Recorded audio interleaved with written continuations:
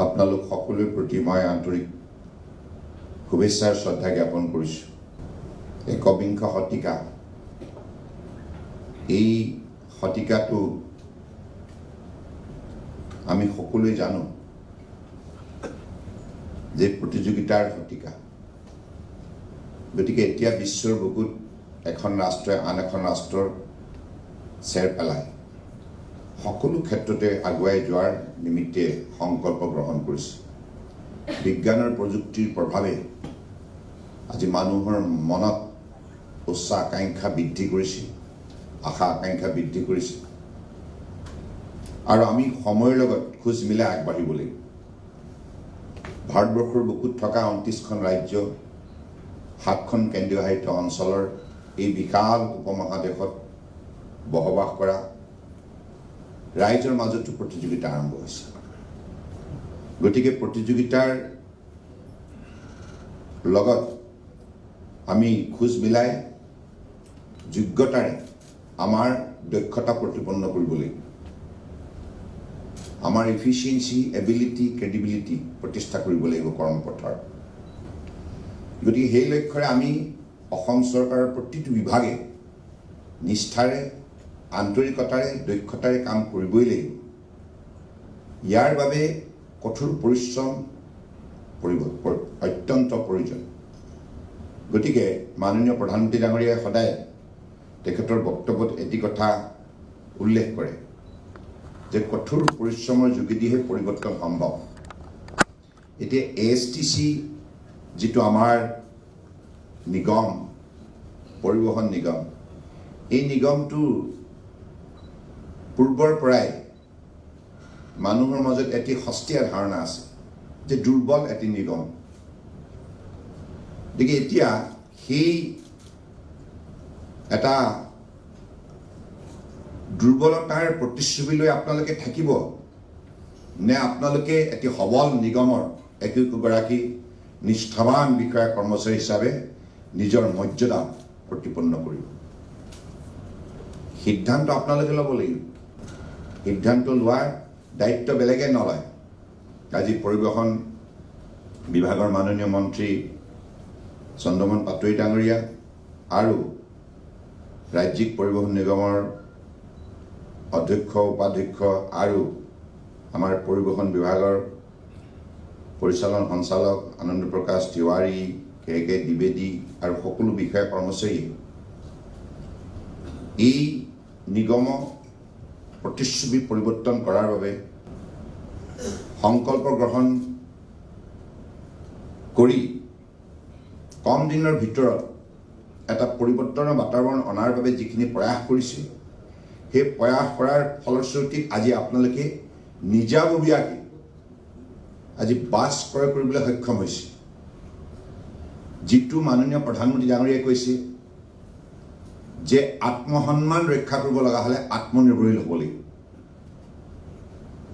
আপুনি কেৱল আত্মসন্মান ৰক্ষা কৰাৰ কথা কৈ থাকিলে নহ'ব। আপোনাৰ যদি আত্মসন্মান ৰক্ষা কৰিব লগা হয়, আপুনি আত্মনিৰ্ভৰশীল হ'ব লাগিব। অৰ্থাৎ আনৰ ওচৰত হাত পাতিব নালাগে। নিজৰ যোগ্যতাৰে উন্নতিৰ জখলাত বগোৱাৰ দৃষ্টান্তমূলক উদাহৰণ দাঙি ধৰিব লাগিব। That's call efficiency, that's call ability, that's call credibility. আৰু সেই লক্ষ্যৰে আজি পৰিবহণ নিগম আগবঢ়াৰ উপক্ৰম হৈছে। মই ভাল পাইছোঁ। This is a success story you have drawn over the period of, I think, how many? 1.5, 2 years time. গতিকে এতিয়া আপোনালোকৰ ওপৰত যদি অসমৰ বৰাক ব্ৰহ্মপুত্ৰ পাহাৰ ভৈয়ামৰ 3,50,00,000 মানুহে যদি আস্থাৰ বিশ্বাস ৰাখিব লগা হয়, তেতিয়াহ'লে আপোনালোকে কৰ্মৰ যোগেদি সেই কথা প্ৰতিপন্ন কৰিব লাগিব। কোৱালিটি ছাৰ্ভিচ দিব লাগিব।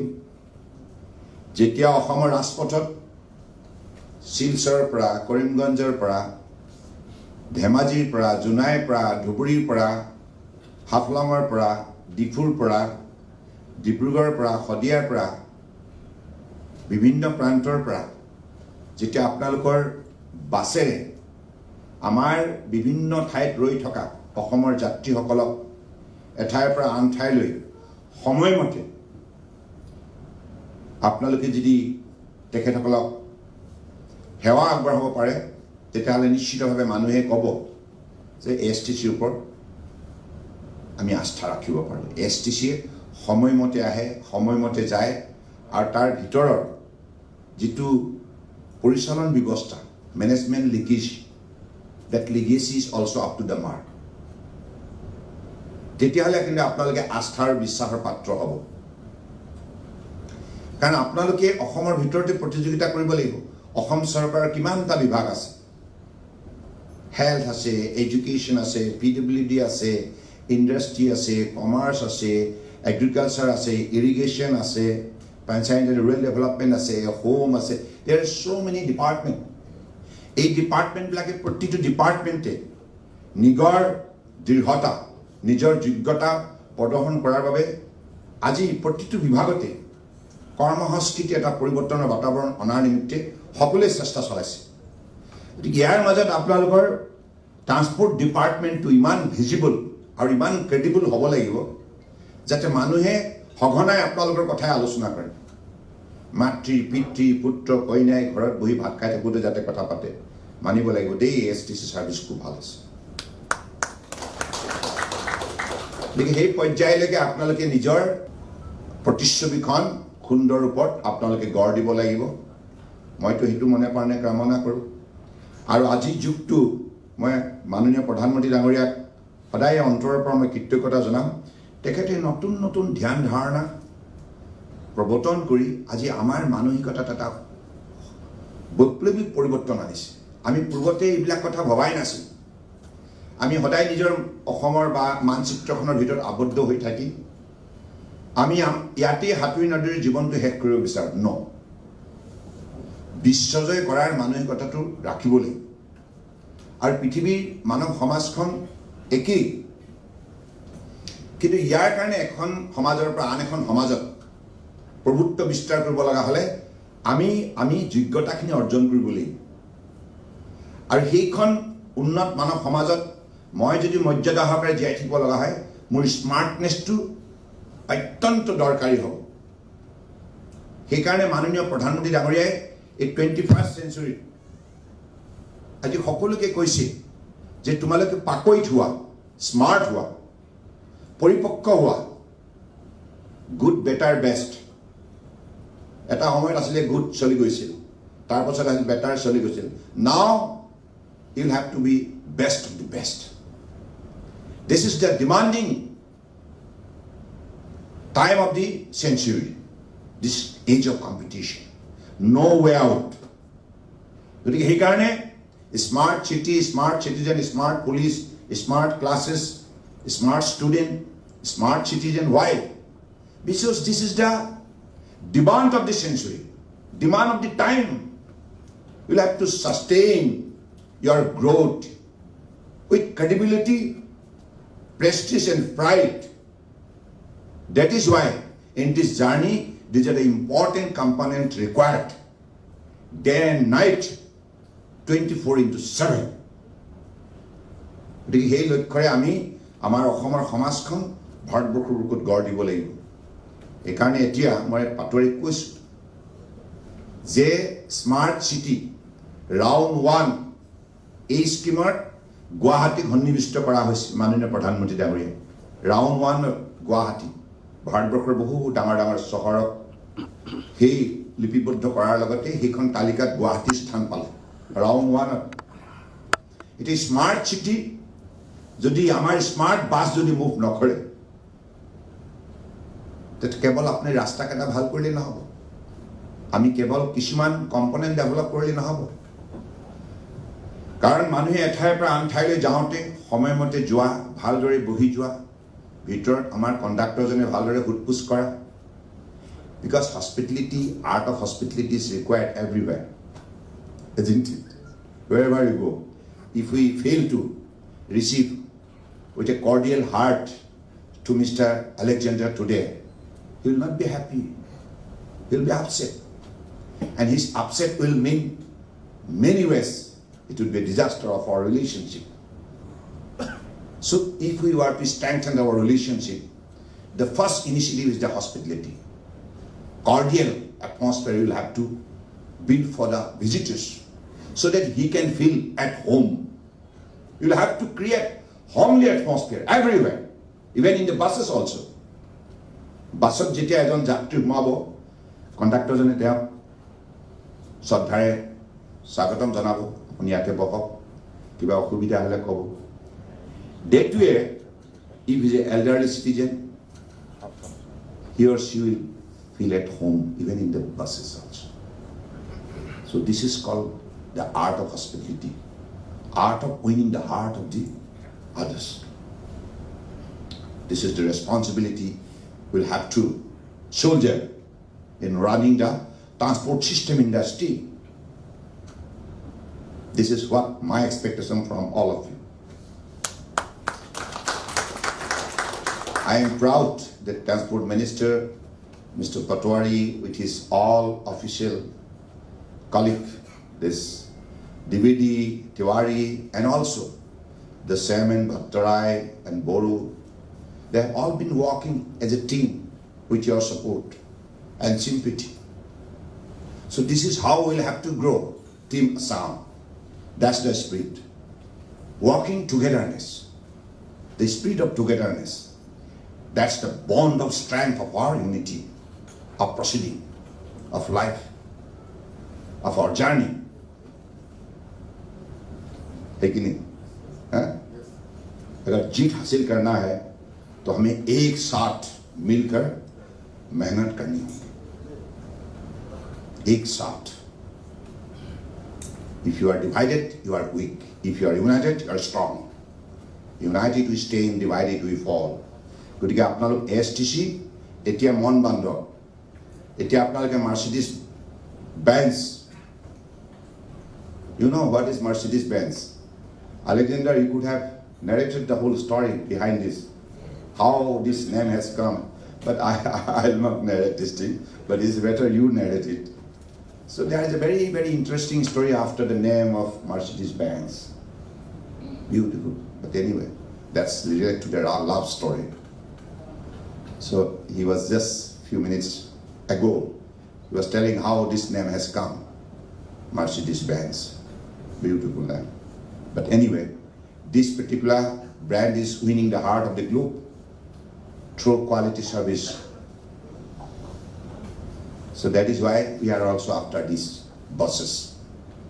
And I especially request the Minister of Transport, Mr. Chandramohan Patwari, to develop a beautiful quality maintenance legacy of these buses for future. কাৰণ বাছখন আমি কিনিলোঁ, ধুনীয়া বাছখন চলি আছে, এমাহৰ পাছত লেতেৰা হৈ ক'ৰবাত পৰি আছে, কদৰ্য ৰূপ ধাৰণ কৰিলে, বাছৰ ভিতৰত কাম কৰা মানুহকেইটাও ব্যৱহাৰ পাতি বেয়া হ'ল, তেতিয়াহ'লে there will be the, kind of degradation of your quality service, quality legacy, quality maintenance. That is why your now first task is to develop a quality maintenance legacy. কাৰণ যিমান ভালদৰে আপুনি বাছখন ৰাখিব, বাছখনত থকা কাম মানুহবিলাক কাম বন কৰিব, সিমানেই বাছখনে মানুহৰ মন জয় কৰিব. কাৰণ যাত্ৰীৰ মন জয় কৰা মানে আপুনি বুজিব সমাজৰ মন জয় কৰা, দেশৰ মন জয় কৰা, হয়নে? সেইকাৰণে আজি পৃথিৱীৰ বুকুত যাতায়াত ব্যৱস্থাটো, সি উৰাজাহাজত যাওক, সি পানী জাহাজত যাওক, সি ৰাস্তাৰে যাওক, সি ট্ৰেইনে যাওক, যি পথেৰে নাযাওক কিয়, আজিৰ তাৰিখত এই যাত্ৰীসকলক আৰামদায়ক কৰিবৰ বাবে, যাত্ৰীসকলক কমফৰ্টেবিলিটি প্ৰদান কৰিবৰ বাবে সকলো কোম্পানী, প্ৰাইভেট হওক, পাব্লিক হওক, তেখেতসকলৰ যিবিলাক হাতত বিভিন্ন ধৰণে পদ্ধতি অৱলম্বন কৰিছে সেইবিলাক চাবলগীয়া. যিটো বিভাগত সকলো সময়তে আপোনালোকে মানুহক জবাব দিব লাগিব. আপুনি ক'ত কাম কৰে? মই এছটিচি কাম কৰোঁ. এছটিচি বাছটো অৱস্থাই বেয়া, ভাত খাই থাকোঁতেও কোনোবাই ক'ব, ক'ৰবাত ঘৰত অতিথি হিচাপে যাওঁতেও ক'ব, এছটিচি বুলি কোৱাৰ লগে লগে সেই মানুহজনৰ মনলৈ সেই প্ৰতিচ্ছবিখন আহিব নহয়, হয়নে? যদি ভাল হয় আপোনাক য'তে ত'তে মানুহে গুণানুকীৰ্তন কৰিব, STC আজিকালি খুব ভাল লাগে দেই মই STCতে আহিলোঁ ডিব্ৰুগড়ৰ পৰা মই শিলচৰৰ পৰা আহিলোঁ হয়নে people when they will start glorifying your service you will feel honored everywhere wherever you go হয়নে যাই কি নহওক মই ধন্যবাদ জনাইছোঁ আৰু এইখিনিতে আমাৰ পাটোৱাৰী ডাঙৰীয়া মোক জনালে যে বম্বে অসম ভৱনত এটা সংকট হৈছে তাতে অধিক সংখ্যক আমাৰ কৰ্কট ৰোগৰ আক্ৰান্ত হোৱা লোকে চিকিৎসাৰ বাবে যায় তাত থাকে কিন্তু বহুত দূৰ হস্পিটেললৈ অহা যোৱা কৰোঁতে তাত গাড়ী ঘোঁৰাৰ অভাৱ হৈছে গতিকে মই তেখেতসকলক কৈছোঁ যে কৰ্কট ৰোগত আক্ৰান্ত হোৱা ৰোগীসকলৰ সুবিধাৰ্থে এসপ্তাহৰ ভিতৰত এখন নতুন বাছ তাত দিব লাগে ইয়াৰ উপৰিও অহা কিছুদিনৰ পাছত আকৌ 20খন বাছ সংযোজন হ'ব এইটো এটা ভাল খবৰ মই আপোনালোকক অভিনন্দন জনাইছোঁ আৰু সদৌ শেষত মই পাটোৱাৰী ডাঙৰীয়াক ধন্যবাদ জনাইছোঁ আপোনালোক আৰু লগতে ভট্টৰাই বড়ো আমাৰ দ্বিবেদী আৰু তিৱাৰী আপোনালোক সকলোৱে এই COVID-19ৰ বিৰুদ্ধে যিখন যুঁজ আমি যোৱা 22 মাৰ্চৰ পৰা দি আহিছোঁ এই যুঁজখন দিওঁতে স্বাস্থ্য বিভাগৰ লগতে আমাৰ কৃষি জনস্বাস্থ্য কাৰিকৰী বিভাগ আৰু বিদ্যুৎ বিভাগ শক্তি বিভাগ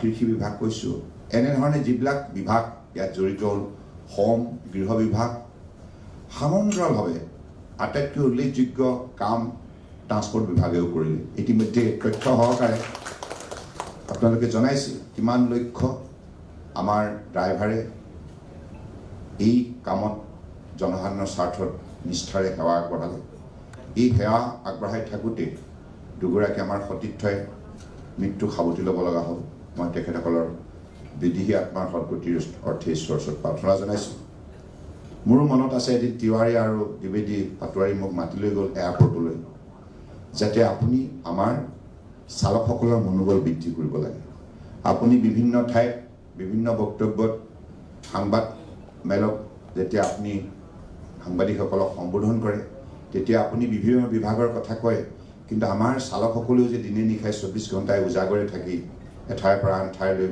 মানুহ অনা নিয়া কৰাৰ লগতে খাদ্য সামগ্ৰী আৰু আটাইতকৈ গুৰুত্বপূৰ্ণ ঔষধ সামগ্ৰী কঢ়িওৱা কাম কৰিছে যে তেখেতসকলক উৎসাহিত কৰাৰ বাবে আপুনি এবাৰ আহক এয়াৰপৰ্টলৈ মই তেতিয়া এয়াৰপৰ্টলৈ গৈ তেখেতসকলক সাক্ষাৎ কৰি আমাৰ চালকসকলৰ সৈতে মই কথা বতৰা পাতিছোঁ এখন ৰাজ্য বা এখন ৰাষ্ট্ৰ কেৱল মন্ত্ৰীসভাখনে বা আমাৰ প্ৰশাসন যন্ত্ৰটোৱে নচলে আমি সকলো জনগণক আস্থা আৰু বিশ্বাসত লৈ আগবাঢ়িব লাগিব আজি মোৰ এটা কথা অত্যন্ত মই আনন্দিত বৰাক ব্ৰহ্মপুত্ৰ পাহাৰ ভৈয়ামৰ সকলো জাতি জনগোষ্ঠী ভাষা ভাষী ধৰ্মাৱলম্বী লোকে এইখন চৰকাৰক আন্তৰিকতাৰে সহযোগিতা আগবঢ়োৱাৰ বাবেই আমি 4.5 বছৰত বহুতখিনি কাম কৰিবলৈ সক্ষম হ'লোঁ ৰাইজৰ যি মৰম অকৃত্ৰিম মৰম ভালপোৱা আৰু সাংবাদিক বন্ধুসকলৰ সমালোচনা গঠনমূলক সমালোচনা মই খুব ভাল পাওঁ সমালোচনা মই সদায় কওঁ সমালোচনা কৰিবলৈ কওঁ সমালোচনা কৰিলে কি হয় মোৰ ব্যক্তিত্বত থকা দুৰ্বলতাবিলাক মই গম পাওঁ মইতো গম নাপাওঁ আনি দেখুৱাই দিব লাগিব না সদায় যদি ভাল ভাল বুলি কৈ থাকে তাহলে মোৰ বেয়াটো কিবা এটা হৈছে কোনোবাই যদি লুকুৱাই ৰাখি তেওঁ মোৰ শুভাকাংক্ষী হ'ব নোৱাৰে আপোনাৰ প্ৰকৃত বন্ধু তেওঁই হ'ব যি আপোনাৰ দুখটো দেখুৱাই তেতিয়া আপুনি সংস্কাৰ কৰিবলৈ সুযোগ পাব নহয়নে গতিকে এইকাৰণে মই গণতন্ত্ৰৰ চতুৰ্থ স্তম্ভ সাংবাদিক বন্ধুসকলক বহুত শ্ৰদ্ধা কৰোঁ আপোনালোকে মাজে সময়ে অলপ জোৰকৈও দিয়ে তথাপি মই বেয়া নাপাওঁ নাই বিকজ এইবিলাক দৰকাৰী গণতন্ত্ৰত কি হ'ল চতুৰ্থ স্তম্ভ এনেই কোৱা নাইতো স্তম্ভ কেইবাটাও আছে গতিকে আমি সকলো স্তম্ভৰে আমাৰ সামাজিক আৰু ৰাষ্ট্ৰীয় যিখিনি দায়িত্ব জাতীয় যিখিনি দায়িত্ব আমি সকলো নিষ্ঠাৰে পালন কৰিব লাগিব আপোনালোকে সেই দায়িত্ব পালন কৰি আহিছে আৰু আপোনালোকে যিমান আমাৰ ওপৰত চোকা দৃষ্টি ৰাখে সিমান আমি সতৰ্ক হৈ থাকোঁ সজাগ হৈ থাকোঁ নহয় এখেতসকলে যে সমালোচনা নকৰিলে যি টি কাম হ'ল হয় এতিয়া সেইকাৰণে সাংবাদ মাধ্যমৰ এই ৰঙা চকুকেইটাৰ কাৰণে ভাল হয় বহু কথাত এখন চৰকাৰৰ বাবে সুবিধা হয় আমাৰ কৰ্মচাৰীসকলৰ বাবে সুবিধা হয় বিষয়াসকলৰ বাবে মন্ত্ৰী MLA সকলোৰ বাবে we become very alert and concerned and try to become disciplined and dedicated and committed for the cause of the people, which is our basic duty, isn't it? গতিকে সেইবাবে I am thankful to all of you, Mr. Ajay Alexander, our media fraternity in the state of Assam. They are very committed and powerful. They have always been playing their duty with honesty and commitment. সেইখিনি কথাকে কৈ মই আজি আমাৰ পুনৰবাৰ ৰাজ্যিক পৰিবহণ নিগমৰ আমাৰ অধ্যক্ষ উপাধ্যক্ষকো ধন্যবাদ জনাইছোঁ বৰ ভাল কাম কৰি আছে আপোনালোকে ভট্টৰায় আৰু হৰিচৰণ বড়ো আৰু আমাৰ মন্ত্ৰী পাটোৱাৰী ডাঙৰীয়াই যি বলিষ্ঠভাৱে এই বিভাগটো নেতৃত্ব দিছে আৰু আমাৰ তিৱাৰী আৰু দ্বিবেদী আপোনালোকে যিমান নিষ্ঠাৰে দিনে নিশাই কাম কৰিছে আৰু আপোনালোক সকলোকে লগত লৈ তাৰ বাবে এইখিনি কাম সম্ভৱ হৈছে এনেধৰণে আপোনালোকে ভৱিষ্যতলৈ কাম কৰি যাওক আৰু মই সদায় আপোনালোকৰ পৰা এইটোৱে আশা ৰাখিম যে আপোনালোকক যেন অসমৰ মানুহে সকলো সময়তে শ্ৰদ্ধাৰে সম্বোধন কৰে কথাটো বুজি পাইছেনে when they address the ASTC workers and officers, always they address with dignity, with respectability. That is the appeal from the core of my heart to all of you, because you are capable, you can do it. You can do it. That confidence I have in you. With these few words, I conclude. সকলোকে পুনৰ শ্ৰদ্ধা আৰু কৃতজ্ঞতা জনাই মই মোৰ বক্তব্য সামৰিলোঁ ধন্যবাদ জয় আই অসম জয় হিন্দ